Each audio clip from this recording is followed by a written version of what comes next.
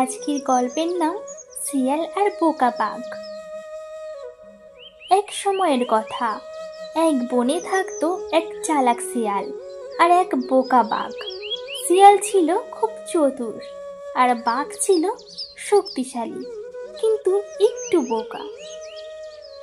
একদিন দুপুরে শিয়াল একটা বড় হাড় পেয়ে গেল।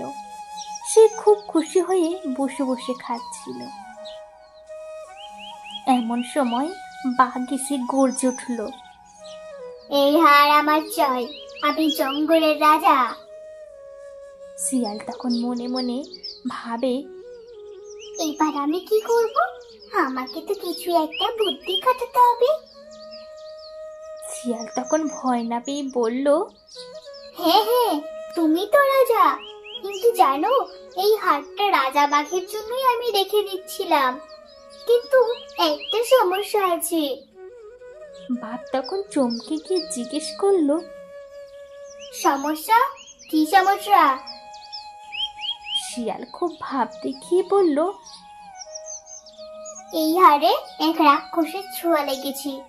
যদি কেউ একদম বোকা হয় তাহলে সে হাড় খেয়ে পাথরে পরিণত হয়। বাঘ ভয় পেয়ে বলল, ও, আমি কি বোকা? শিয়াল তখন মুচকি হেসে বলল, তা জানি না বাবু, কিন্তু পরীক্ষার একটা উপায় আছে। তুমি আগে 10 বার চারদিকে ঘুরে গর্জন করো। যদি কিছু না হয় তাহলে বুঝে যাবে তুমি বোকা নও। বাঘ খুশি হয়ে গর্জাতে গর্জাতে বনের মধ্যে চক্কর দিতে লাগলো।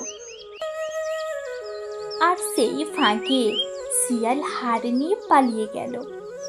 বাঘ ফিরে এসে দেখে কিছুই নেই। তখন সে বুঝতে পারল শিয়াল তাকে বোকা বানিয়েছে।